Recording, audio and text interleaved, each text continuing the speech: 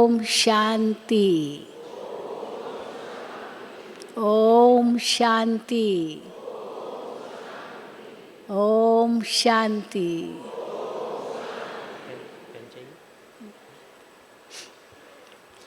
शिव जयंती वेला फिर से आई है।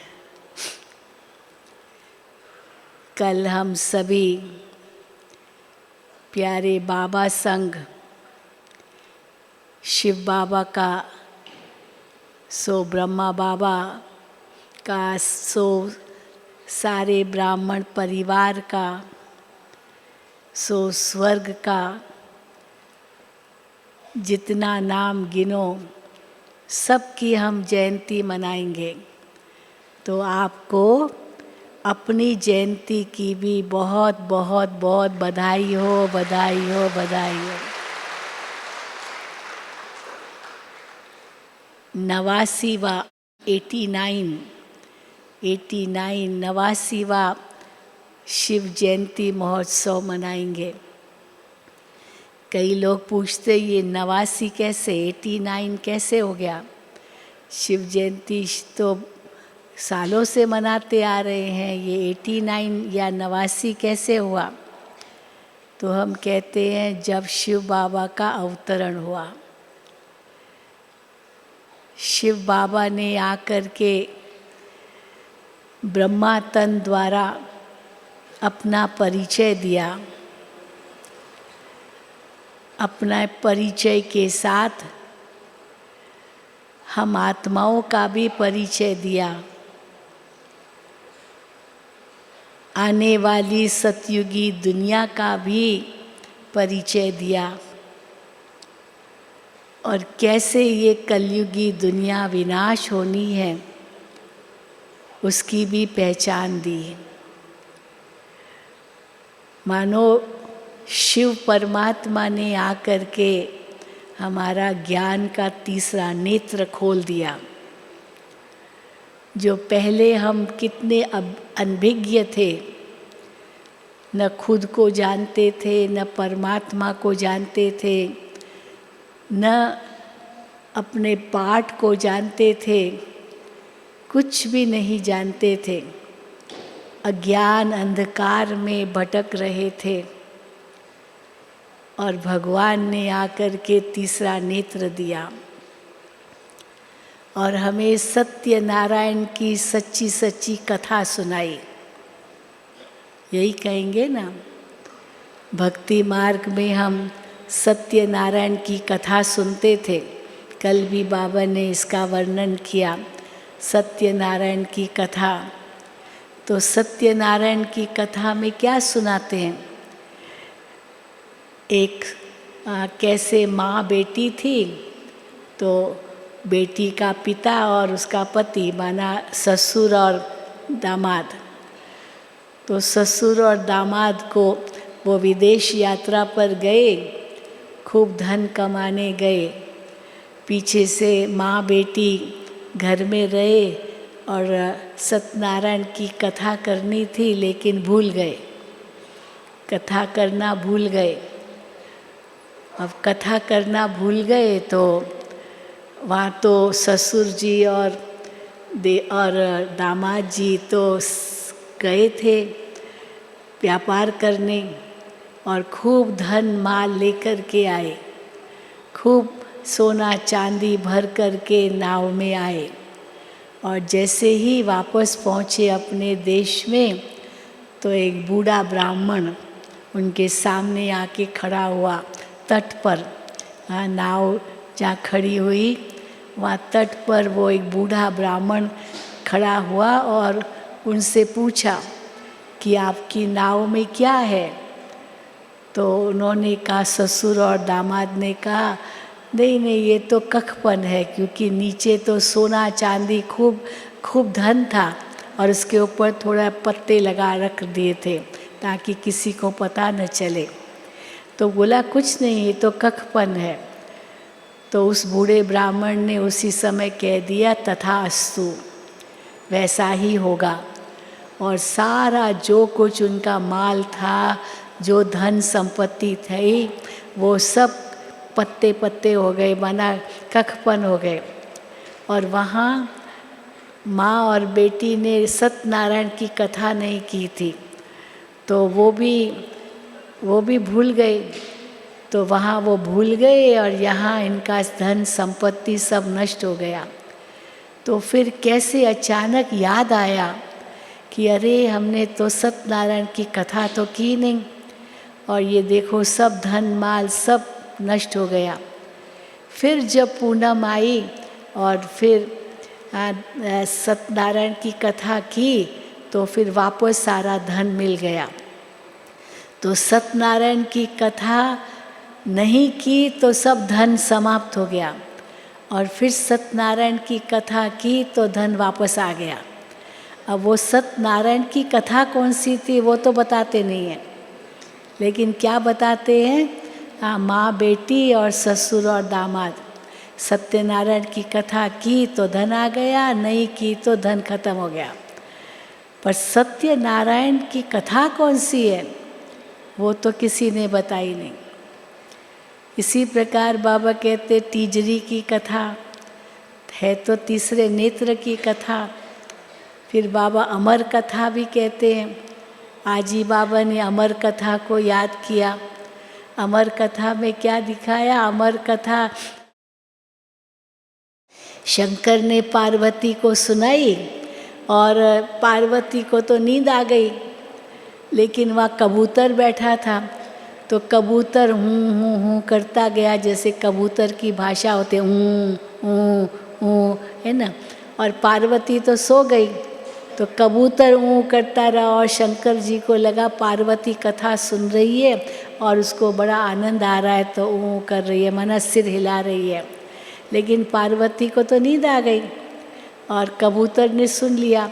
अब कबूतर अमर हो गया, कबूतर अमर हो गया। अभी बताते हैं कि कबूतर अमरनाथ की गुफा के आगे पीछे घूमता ही रहता है, वो अमर हो गया क्योंकि उसने अमर कथा सुन ली। लेकिन वो अमर कथा कौन सी थी जो शिवजी ने पार्वती को सुनाई, वो तो किसी को पता ही नहीं है। तो देखो बाबा ने हम बच्चों को आकर जो ज्ञान दिया है वो ही नर से नारायण बनने की कथा है। तो ये जो सत्य ज्ञान जो शिव बाबा अभी देते हैं, यही वास्तव में सत्य नारायण की भी कथा है, अमर कथा भी है, और तीसरा नेत्र खोलने की भी कथा है। जो बाबा कहते हैं, बाबा आकर अंधों की लाठी बनते हैं। अंधों की लाठी बनना माना तीसरा नेत्र देना।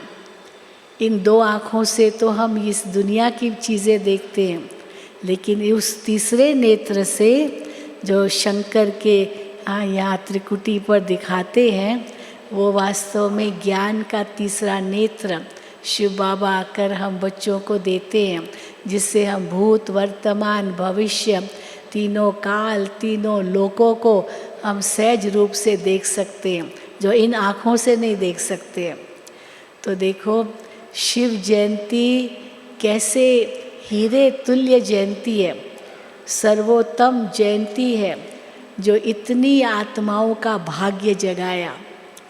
तो कैसे भाग्य हमारा जग गया, जो बाबा ने आकर के हमारी तकदीर जगा दी, नई दुनिया का रास्ता बताया, सतयुग का रास्ता बताया।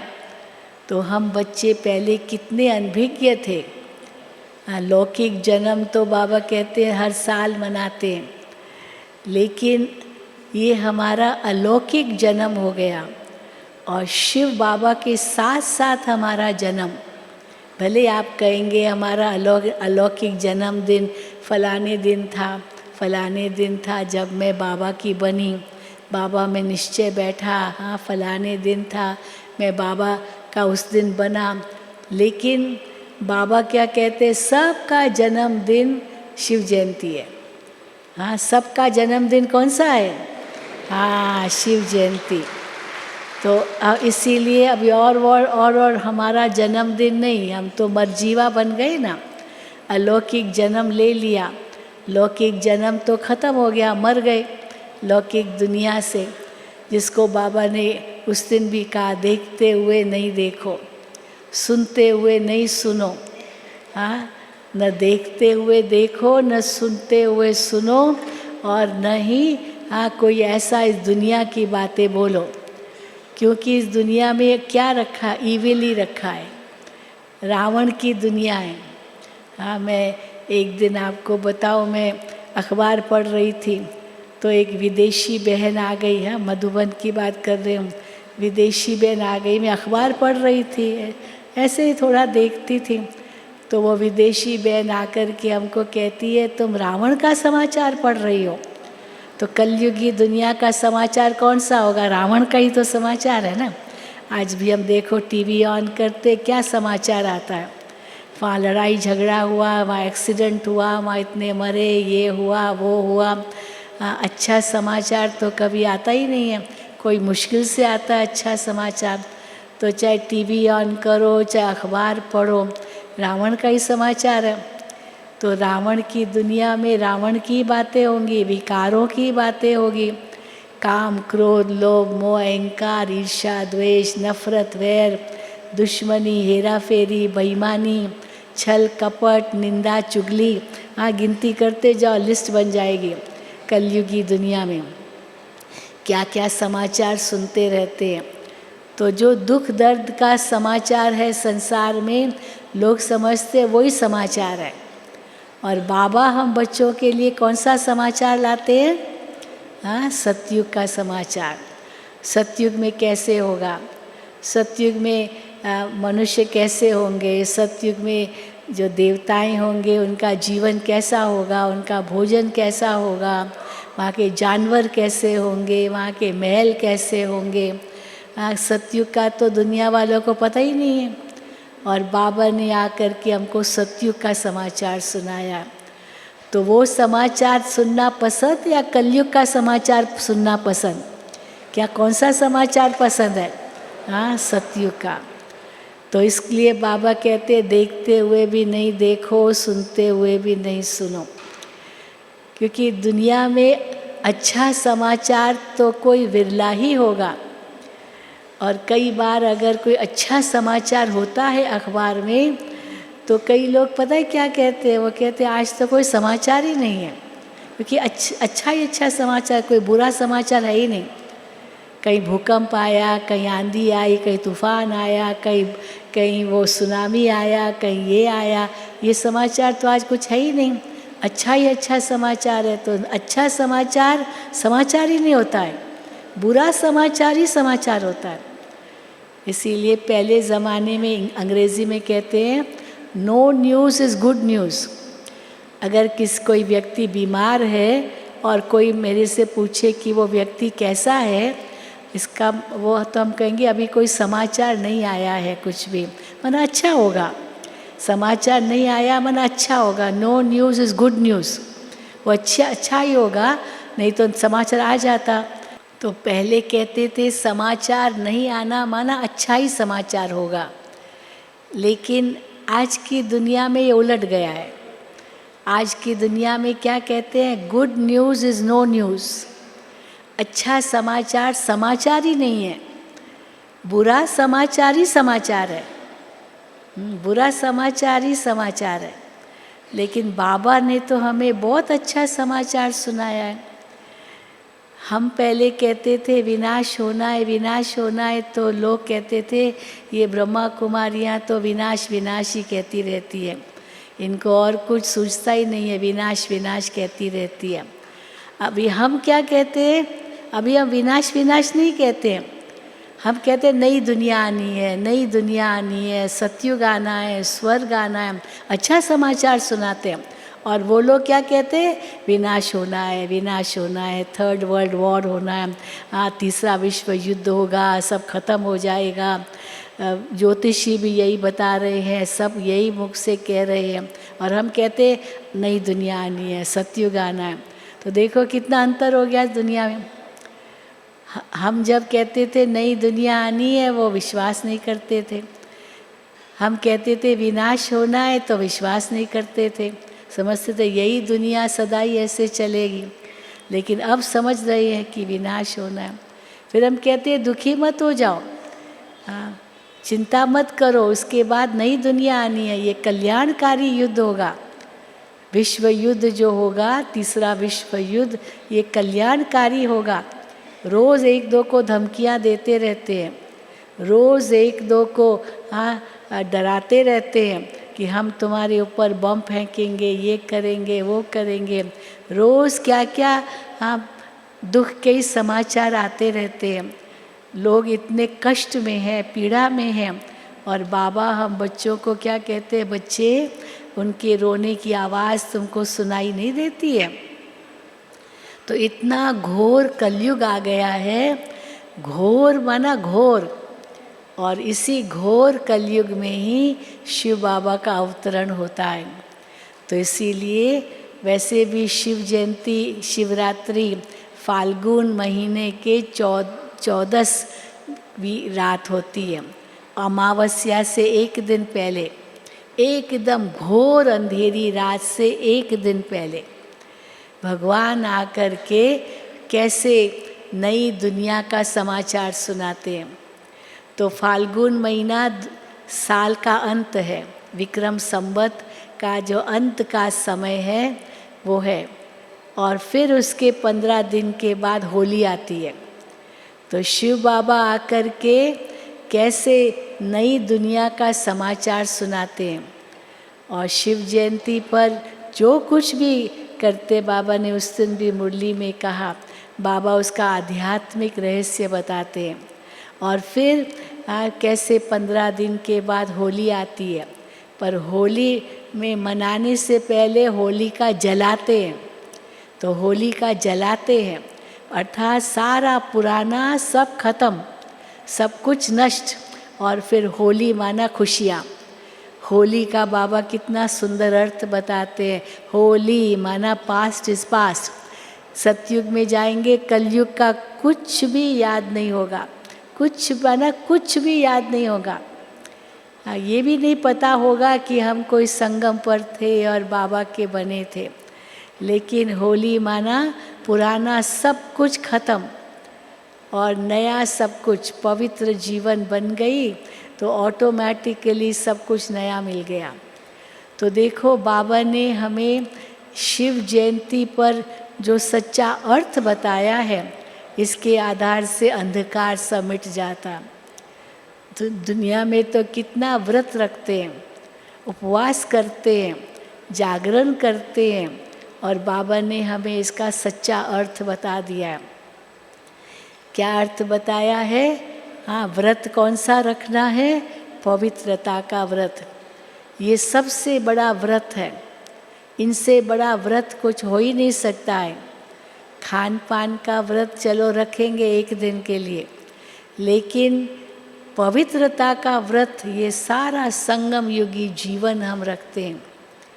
और उसमें क्या कहते हैं? बस मेरा तो एक शिव बाबा, दूसरा न कोई। हमें तो पतियों का पति मिल गया, सबसे ऊंचा भगवान हमें मिल गया। सब संबंध मेरे एक परमात्मा के साथ है, एक नया जीवन हमें मिल गया। तो ये पवित्रता का व्रत जो हम लेते हैं संगम पर, ये सबसे बड़ा व्रत है। खान पान का चलो ये नहीं खाना है, वो नहीं खाना है, वो नहीं खाना है, वो तो बाबा कहते तुमको तो केवल पवित्र भोजन ही खाना है, पवित्र हाथों द्वारा बना हुआ ब्रह्मा भोजन खाना है। तो जो शुद्ध भोजन अंदर जाएगा, पेट में जाएगा, वो मन को भी शुद्ध करेगा। तो और कुछ हमको सेवन करना ही नहीं है। तो और जब कुछ नहीं सेवन करना है, पवित्र भोजन ही सेवन करना है, पवित्र बनना है, और पवित्रता को अपने जीवन में ला करके पवित्र दुनिया बनानी है, तो फिर हमें और कुछ नहीं सूझता। कोई तो एकदम उपवास रखते हैं, निर्जल रखते हैं, पानी भी नहीं पीते हैं। तो बाबा कहते हैं इतना शरीर को कष्ट नहीं देना है, क्योंकि ये संगम युगी जीवन मौजों का जीवन है। तो मौजों का जीवन में हमें खुश भी रहना है, अंदर में अति इंद्रिय सुख का अनुभव भी करना है, और बाप के संग सब झूलों में झूलना भी है। ज्ञान का झूला, प्रेम का झूला, आनंद का झूला, सुख का झूला। तो ये हमारा ब्राह्मण जीवन तो सर्वोत्तम जीवन बन जाता है, क्योंकि शिव बाबा के साथ हमारा जन्म हुआ है। फिर बाबा जागरण की बात करते हैं। हाँ, दुनिया में तो आजकल चलो कोई जागरण करते भी है ना शिव जयंती पर, लेकिन सारी रात भर क्या करते हैं, क्या करते हैं, फिल्में देखते हैं, फिल्में देखते हैं, या शराब पीते हैं, पता नहीं क्या क्या करते हैं, या बस नाच गाना तमाशा शराब जुआ यही सब करते हैं। और बाबा ने तो हमें जागरण का कितना सुंदर अर्थ बता दिया है कि तुम ऐसे जागो ताकि ये माया विकारों को तुम भगा सको। ये रात्रि के समय कैसे ये माया डाकू है, रावण डाकू के रूप में आता है और आत्मा का सब सुख चैन सब लुटा के ले जाता है, नष्ट कर देता है।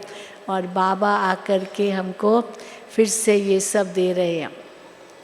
तो सत्यनारायण की भी कथा सुन रहे हैं बाबा से, अमर कथा भी सुन रहे हैं, तीसरा नेत्र ज्ञान का वो भी बाबा से ले रहे हैं, और भविष्य की दुनिया में हम रह रहे हैं। बाबा कहते हैं वहाँ तो सब एक जन्म के लिए, और तुम अपनी ऐसी कमाई करते हो जो तुम 21 जन्मों तक तुम खाते रहेंगे।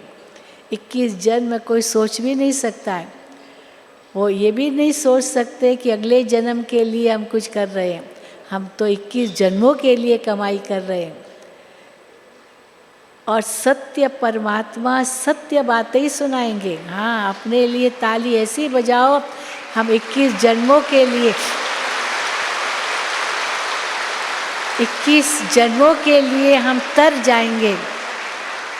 भगवान का इस समय हमने संग किया है, इस सच्चे सत्संग से हमारा ये जीवन तो तर गया, पार हो गया, लेकिन भविष्य 21 जन्म भी हम पार होंगे।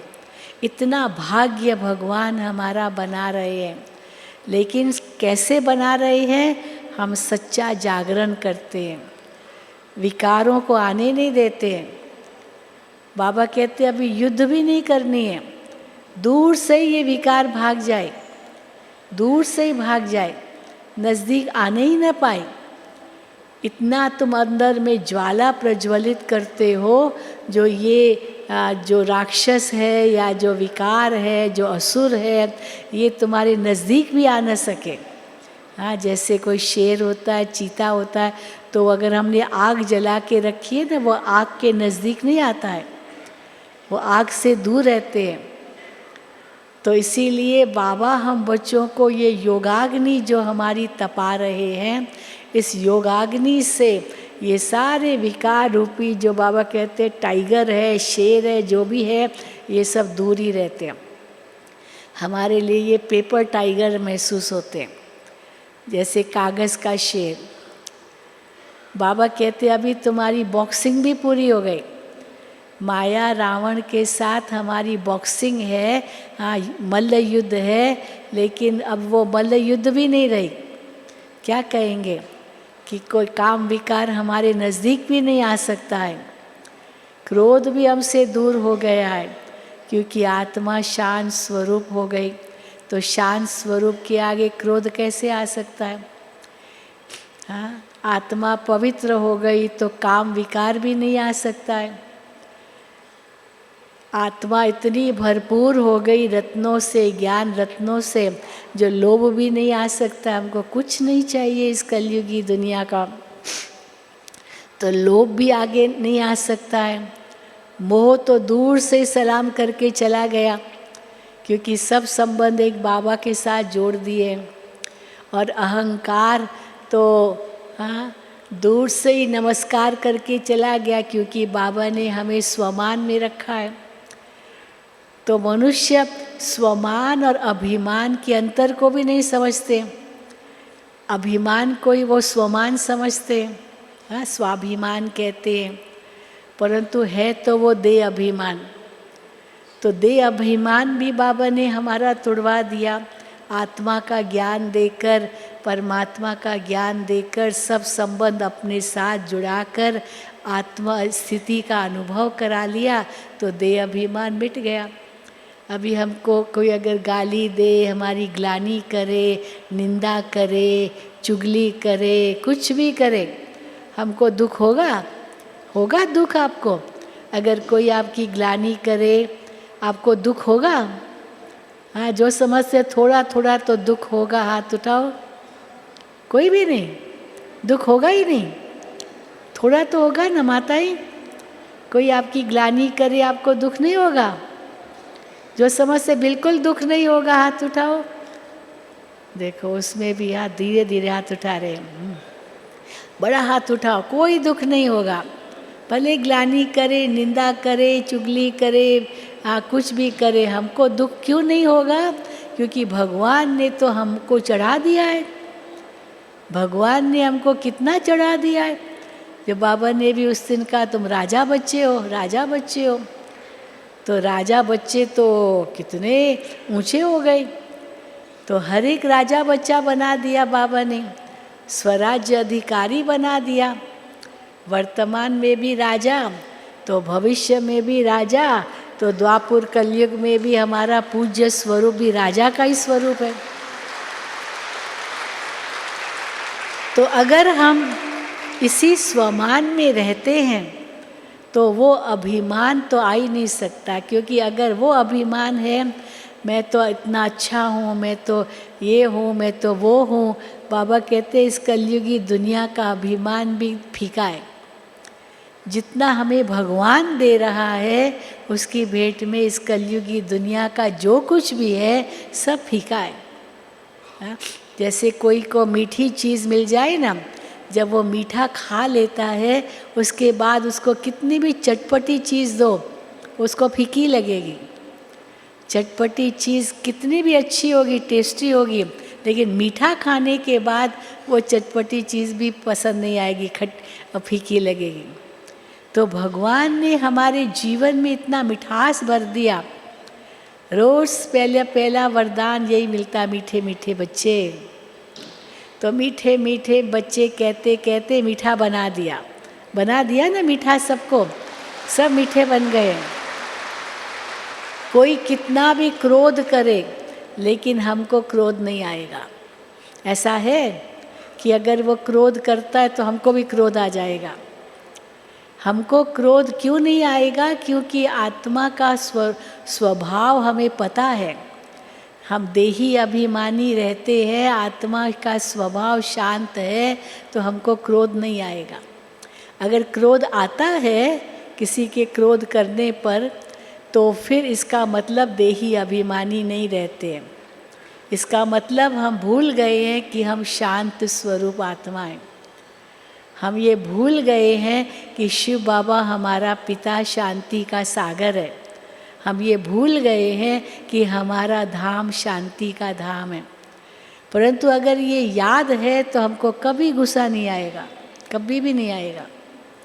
गुस्सा आता ही है, इसका मतलब है कि अभी हम अभिमान में हैं। गुस्सा आता ही तब है जब हम ये महसूस करते हैं कि मैं भी कुछ हूँ।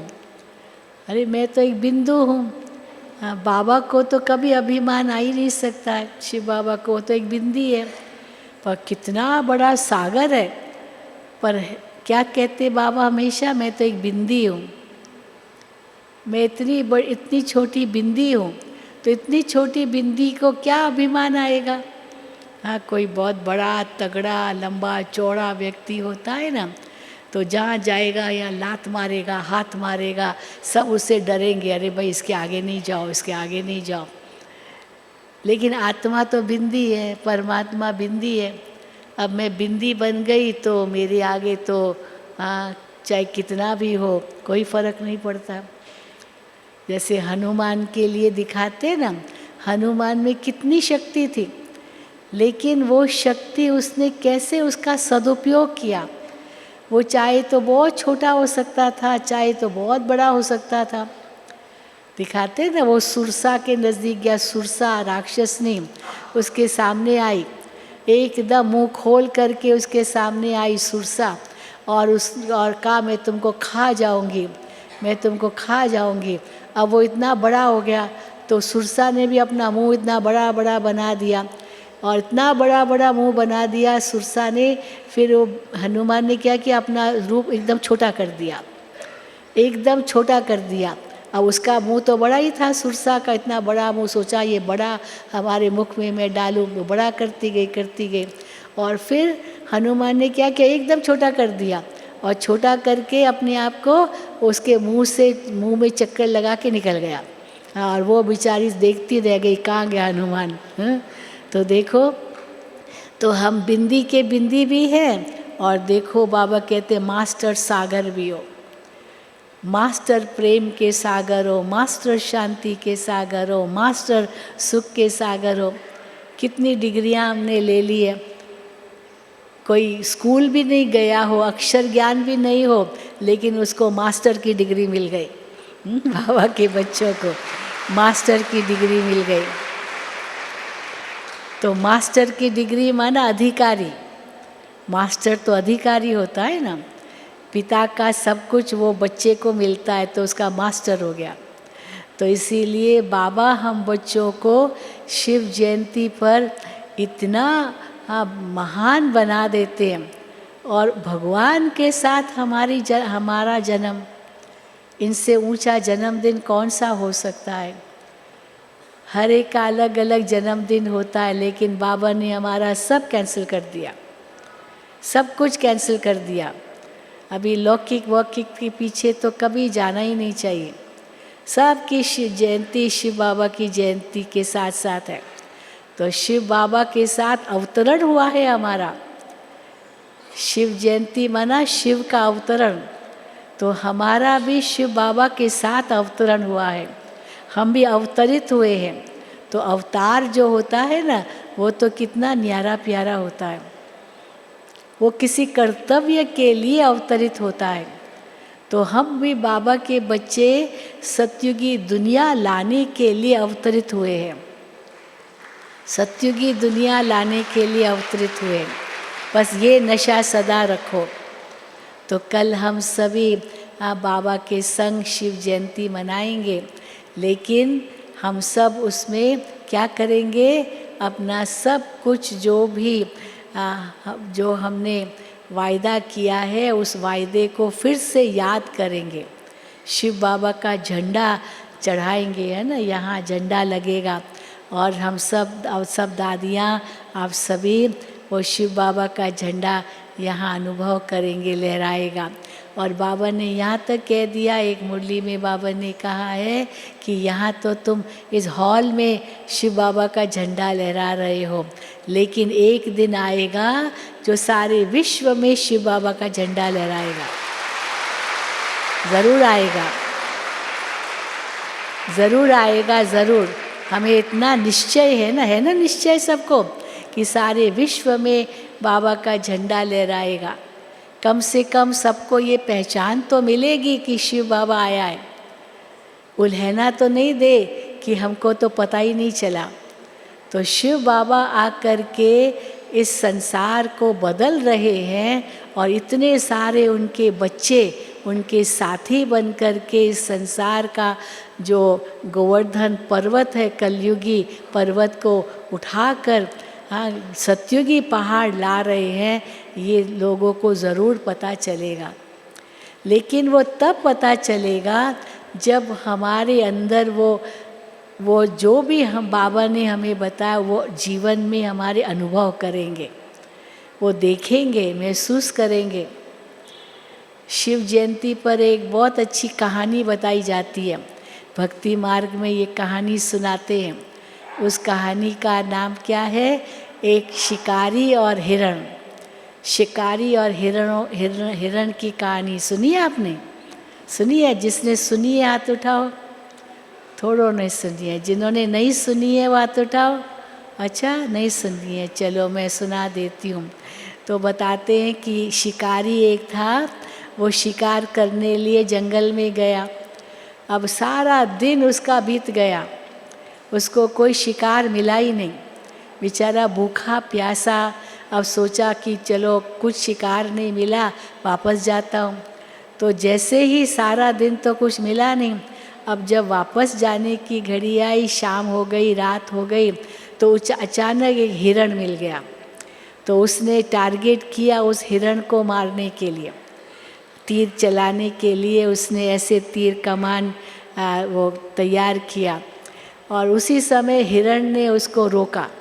उसने कहा, मुझे मत मारो, मुझे मत मारो, मेरा बहुत बड़ा परिवार है, मेरे घर में मेरी पत्नी है, मेरे बच्चे हैं, मेरे बूढ़े माँ बाप हैं, मुझे मत मारो, वो मुझे मेरे लिए मेरा इंतज़ार कर रहे हैं, मुझे मत मारो। तो कहा, मैं भूखा हूँ, मुझे भोजन चाहिए, तो मैं तो तुमको मार के ही छोड़ूंगा। तो उसने माफ़ी मांगी हिरण ने, मुझे मत मारो, लेकिन मैं तुमको एक वायदा देता हूँ। वायदा क्या है कि मैं पहले अपने घर में जाऊँ और अपना जो परिवार है, पत्नी, बच्चे, माँ बाप, बूढ़े, उनको मैं कहूँ कि मेरा शिकार होने वाला है, मैं मरने वाला हूँ, इसीलिए मेरे लिए रोना नहीं। तो पहले मैं अपने घर वालों को मैं बता करके फिर मैं आपके पास आऊँगा। तो कल सवेरे मैं आ जाऊँगा, आज मैं अब मुझे घर में रहने दो, मैंने परिवार के साथ कल सुबह सुबह मैं आपके पास आ जाऊँगा और आप मेरा शिकार करना। अब शिकारी तो वैसे ही भूखा था, उसने कहा अच्छा कोई बात नहीं, दया कर दी कि जाओ परिवार को जाकर बताना कि कल सवेरे मेरा शिकार होने वाला है, मैं मरने वाला हूँ। तो ठंड थी बहुत, तो ठंड थी, तो उसने क्या किया, वो कहा कि यहीं आऊँगा, मैं बिल्कुल इसी स्थान पर आऊँगा। तो शिकारी फिर जंगल में ही रहा और पेड़ पर चढ़ गया। वो जो पेड़ था वो बेलपत्र का पेड़ था। तो ऊपर चढ़ गया, सोचा मैं यहाँ थोड़ा गर्म हो जाऊँगा और रात भर मैं यहीं रहूँगा और सवेरे वो हिरण आएगा, मैं उसका शिकार करूँगा। अभी वो पेड़ पर तो चढ़ गया और ठंडी लग रही थी उसको, तो ठंडी लगी, कोई गर्म कपड़े भी नहीं थे, तो शिव शिव शिव शिव शिव शिव बोला। जैसे इनडायरेक्टली शिव बाबा को याद किया, शिव शिव शिव बोला। अब वो बेलपत्र का पेड़ था और उस बेलपत्र के पेड़ के नीचे शिवलिंग था। तो अभी नींद तो आ नहीं रही थी क्योंकि खाया ही नहीं था, सारा दिन भूखा था। तो वो क्या किया, उसने वो बेलपत्र के जो पत्ते थे वो तोड़ करके नीचे गिराता गया और वो सारे बेलपत्र के पत्ते शिवलिंग पर पड़े, मानो उसकी पूजा भी हो गई, शिव की पूजा हो गई। रात भर जागरण भी हो गया, पूजा भी हो गई, शिव शिव भी बोला और जैसे उसका व्रत भी पूरा हो गया। और फिर जब सवेरा हुआ तो अभी यहाँ जो हिरण का परिवार था वो अपने परिवार के पास गया, तो कहा कल मेरा शिकार होने वाला है। अब उसकी पत्नी तो रोने लगी, तुम मर जाओगे तो मेरा क्या होगा, मैं भी तुम्हारे साथ चलूँगी, तुमको अकेले नहीं भेजूँगी, मैं भी चलूँगी। फिर बूढ़ा बाप बोला मैं भी चलूँगा, मैं बूढ़ा तो हो गया, तुम मत जाओ, मैं जाऊँगा, मैं मर जाऊँ तो कोई बात नहीं, तुम तो अभी जवान हो, तुम्हारे बच्चे हैं, मैं मर जाऊँ। फिर जो उसकी माँ थी वो बूढ़ी माँ कहे मैं मर जाऊँ, मैं जाऊँगी। फिर बच्चे कहे नहीं मम्मी पापा आप नहीं जाओ, माँ बाप दादा दादी आप नहीं जाओ, हम जाएंगे। बड़ा बेटा कहे मैं जाऊँ, छोटा बच्चा कहे मैं जाऊँ, बीच वाला कहे मैं जाऊँ। अब सारे तैयार हो गए जाने के लिए सवेरे। अब सारे तैयार हो गए तो सारे आ गए, सारा परिवार झुंड का झुंड आ गया, माँ बाप 3 बच्चे और उनके माँ बाप, मानो कितने हो गए 3 5 2 7, तो एक की बजाय 7 हिरण आ गए। अब वो 7 हिरण कहे मुझे मारो, मैं तुम्हारा भोजन बनूं। अब उसने कहा 7 हिरण में मार के क्या करूँगा, मुझे तो इतना चाहिए नहीं, मुझे तो केवल एक ही चाहिए, हाँ बस एक ही मेरा भोजन बने, 7 को मार के मैं क्यों पाप करूँ, मेरे को इतना चाहिए नहीं। तो उन्होंने कहा अगर मारना है तो सबको साथ में मारो, नहीं तो किसी को नहीं मारो। अब ये भी सोच में पड़ गया, मारना है तो 7 को मारो, नहीं तो किसी को नहीं मारो। तो उसने क्या कि सब पर दया कर दी, जाओ हम किसी को नहीं मार रहा हूँ किसी को नहीं मार रहा हूँ और सबको छोड़ रहा हूँ। तो और वहाँ शिव जी प्रसन्न हो गए क्योंकि सारी रात जागरण किया और उपवास किया, और प्रतिज्ञा की कि नहीं मैं नहीं मारूंगा इनको, तो और पूजा भी हो गई, मानो ये सब कुछ हो गया। तो शिव जी प्रसन्न हो गए और वो लाइट आ गई और उसको स्वर्ग धाम में ले गई। हाँ, उसको ये और वो सारे जो भी 7 हिरण थे उनके साथ शिकारी को भी शिव जी ने वो सब को स्वर्ग धाम में ले गया। तो देखो बाबा भी हमें स्वर्ग धाम में ले जाते हैं जब हम सब आत्माओं पर दया करते हैं, रहम करते हैं, आज सबको शांति देते हैं, प्यार बरसाते हैं, सबको सुख देते हैं। तो देखो शिव बाबा कितना प्रसन्न होते हैं। शिव बाबा का कार्य करते हैं, हम पवित्र रहते हैं, सच्चा व्रत लेते हैं, एक शिव बाबा के सिवा और किसी को याद नहीं करेंगे, ये प्रतिज्ञा करते हैं। उपवास माना नज़दीक वास, शिव बाबा के सदा नज़दीक रहेंगे, एक बाबा दूसरा न कोई। दादी जान की हमेशा कहती थी शिव बाबा को अपने आगे घेराव कर लो। जैसे प्राइम मिनिस्टर, प्रेसिडेंट कहीं जाते हैं बड़ा आदमी तो सिक्योरिटी गार्ड उनका घेराव करते हैं, हाँ, ताकि कुछ भी हम उनके जो जिनको उनकी रक्षा करनी है उसको कुछ भी आँच ना आए। तो बाबा कहते, तो दादी ने कहा एक बार शिव बाबा को घेराव कर लो। कैसे? शिव बाबा मेरे आगे हैं, हाँ, शिव बाबा मेरे आगे हैं। तो आगे क्या कर रहा है शिव बाबा? मेरा गाइड बन करके मुझे रास्ता दिखा रहा है। शिव बाबा मेरे पीछे है, तो पीछे क्या कर रहा है? गार्ड बन करके मेरी रक्षा कर रहा है ना। गार्ड बनता है ना, वो देखते हैं राष्ट्रपति के, प्रधानमंत्री के पीछे खड़ा रहता है उनका सिक्योरिटी गार्ड, वो चारों ओर देखता है, काला चश्मा पहन करके देखता है, वो पीछे रहता है लेकिन उसका ध्यान सब तरफ है। तो इसीलिए गाइड बन के बाबा हमको गाइड भी कर रहा है और पीछे हमारी रक्षा भी कर रहा है। फिर साथ में साथी भी बनाए, राइट हैंड लेफ्ट हैंड सब जो भी कहो, शिव बाबा हमारा साथी है। और फिर हमारे ऊपर भी है शिव बाबा, छत्र छाया है, हाँ, तो छत्र छाया बन करके कोई भी आंधी तूफान बारिश कुछ भी कष्ट दुख दर्द इन सब से हमारी रक्षा कर रहा है, छत्र छाया बनकर। तो इसीलिए जब चारों ओर हमारा शिव बाबा रक्षक बन करके रक्षा कर रहा है तो आँच भी नहीं आ सकती हमको, ये ज़रूर अनुभव करो, बिल्कुल। और फिर अमर अमर पद दिलाता है, तो अमरत्व का अनुभव कराता है। अमरत्व का अनुभव कैसे कराता है? आत्मा का ज्ञान देकर अमरत्व का अनुभव हो जाता है। मैं आत्मा तो कभी मरती नहीं हूँ, मैं आत्मा कभी मरती नहीं हूँ। आज बाबा ने कहा ना अकाल आत्मा, तो अकाल आत्मा माना जिसको काल नहीं खा सकता है। काल के 2 अर्थ होते हैं, एक अर्थ होता है समय, जैसे भूतकाल, वर्तमान काल, भविष्य काल, समय, और दूसरा काल का अर्थ होता है मृत्यु। तो काल भी हमको खा नहीं सकता है, आत्मा अकाल मूर्त है। ये अकाल तख्त, अकाल आत्मा का ये तख्त है जहाँ विराजमान है।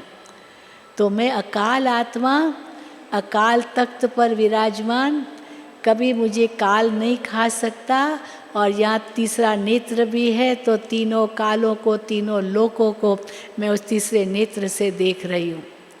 तो हम त्रिनेत्री भी बन गए, तीजरी की कथा भी हो गई, अमर कथा भी हो गई, सत्यनारायण की कथा भी हो गई, क्योंकि बाबा हमको हमारा कितना भाग्य जगाकर माला माल 21 जन्मों के लिए बना रहे हैं।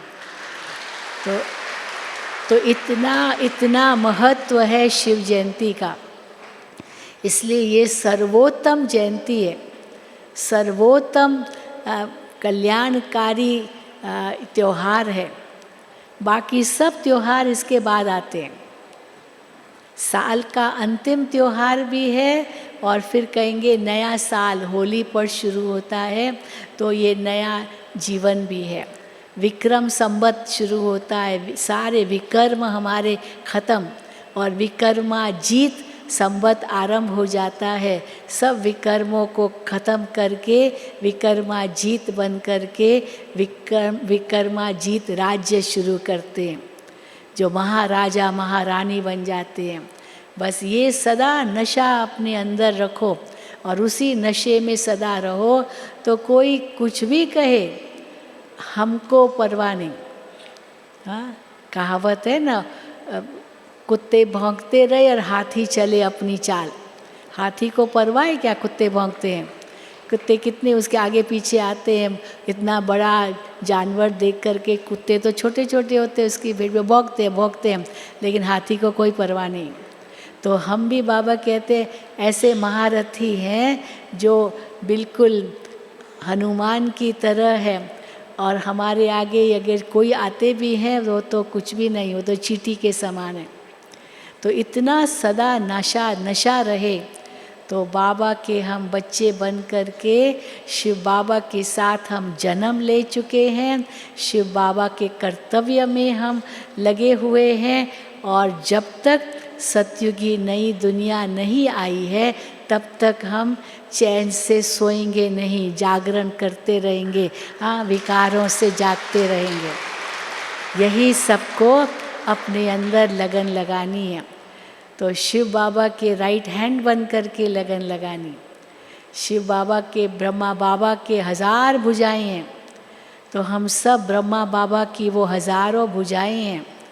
हम सब मिल करके ब्रह्मा बाबा शिव बाबा के साथी बन करके ये पान का बीड़ा उठाया है कि हम इस कलयुगी पहाड़ को उखाड़ कर वो सतयुगी पहाड़ लाएंगे। है ना सबको निश्चय?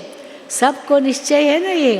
बिल्कुल। इसीलिए शिव जयंती पर आना माना ये प्रतिज्ञा करना कि पहली प्रतिज्ञा कि मेरा तो एक शिव बाबा, दूसरा न कोई। दूसरी प्रतिज्ञा कि कुछ भी हो जाए मुझे अपनी पवित्रता का व्रत कभी तोड़ना नहीं है। कुछ भी हो जाए, मर जाऊं, लेकिन पवित्रता का व्रत नहीं तोड़ना है। तीसरी प्रतिज्ञा कि जो भगवान हमें श्रीमत देंगे उस श्रीमत का हम पालन करेंगे। मर जाए, मिट जाए, लेकिन हम अपनी जो श्रीमत की प्रतिज्ञा है वो हम तोड़ेंगे नहीं।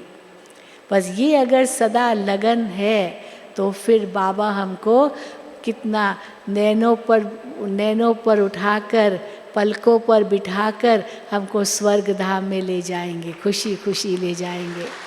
ठीक है? हाँ।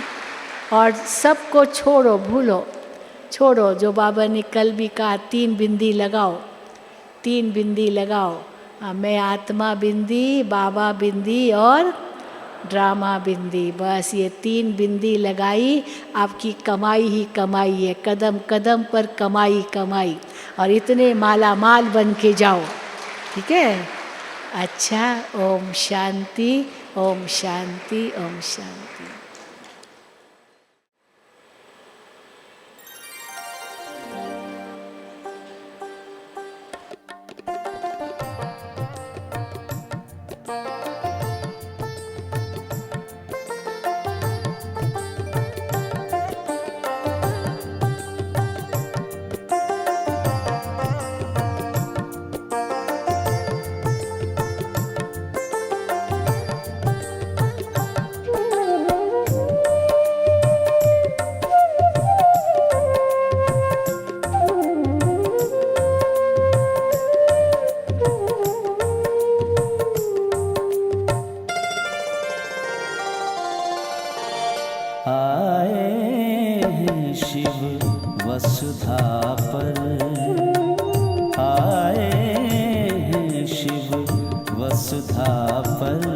संसार